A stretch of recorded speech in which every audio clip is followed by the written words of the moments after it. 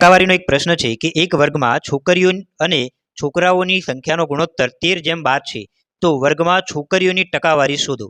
અહીંયા મિત્રો છોકરીઓની સંખ્યા કેટલી છે એ ટકાવારીમાં આપણે લખવી છે. આપણને છોકરીઓ અને છોકરાઓની સંખ્યાનો ગુણોત્તર આપેલો છે, તો આપણે શું કરીએ પહેલા કે છોકરીઓની ટકાવારી કેટલી છે, તો છોકરીઓની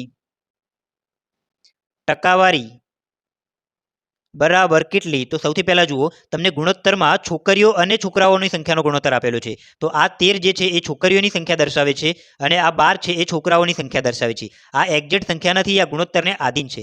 હવે આપણે શું કરીએ, છોકરીઓની ટકાવારી લાવી છે, તો આ 13 જે છોકરીઓની સંખ્યા દર્શાવે છે એ અહીંયા લખી દેવાના અને એને તમારે શું કરવાનું, તો આ બંનેના ટોટલ વડે ભાગી દેવાના. તો 13 + 12 કેટલા થાય મિત્રો, 25 થાય. તો 25 વડે તમારે આ છોકરીઓનો જે ગુણોત્તર છે એના વડે ભાગી દેવાના, સોરી એને ભાગી દેવાના. તો 13/25 કરીએ. હવે ટકામાં જવાબ લાવવા માટે 100 વડે દરેક વખતે આપણે ગુણીએ છીએ. 100 વડે ગુણવાથી જવાબ ટકાવારીમાં મળી જાય. સાદુરૂપ આપીએ તો 25 ચોક 100 અહીંયા આવી જાય 4. 13 × 4 કરી તો 13 ચોક 52% એ આપણને અહીંયા જવાબ મળે છે છોકરીઓની સંખ્યાની ટકાવારી.